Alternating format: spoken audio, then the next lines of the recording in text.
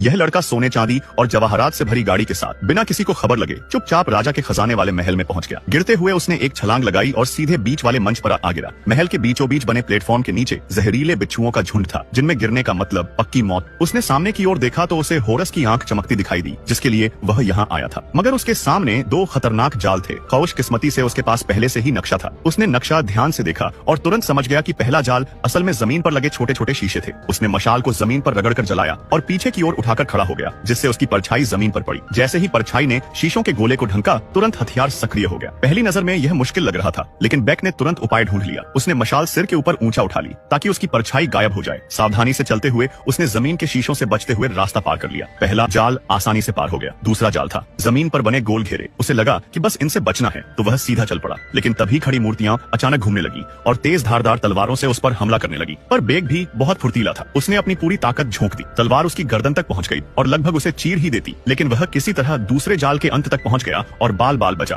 तभी उसके सामने एक और मुश्किल खड़ी हो गई। डिजाइन नक्शे में तीसरे जाल का कोई जिक्र ही नहीं था। यह देखकर बेग हैरान रह गया, लेकिन होरस की आंख सामने थी, इसलिए उसने जोखिम उठाने का फैसला किया। जैसे ही वह तीसरे जाल पर चढ़ा, पैरों के नीचे की ईंटें गिरने लगी। अब उसके पास बस एक ही रास्ता था, गिरती ईंटों के साथ दौड़ लगाना। आखिरी क्षण में उसने छलांग लगाई और आखिरकार होरस की आंख अपने हाथ में ले ली। लेकिन उसी पल वह नीचे पड़े खजाने पर आ गिरा। गिरने की आवाज सुनकर चारों ओर से बिच्छुओं का झुंड निकल आया। सौभाग्य से होरस की आंख से तेज रोशनी फूटी, जिससे बिच्छू डरकर पास नहीं आ पाए। इस तरह बेक ने खतरनाक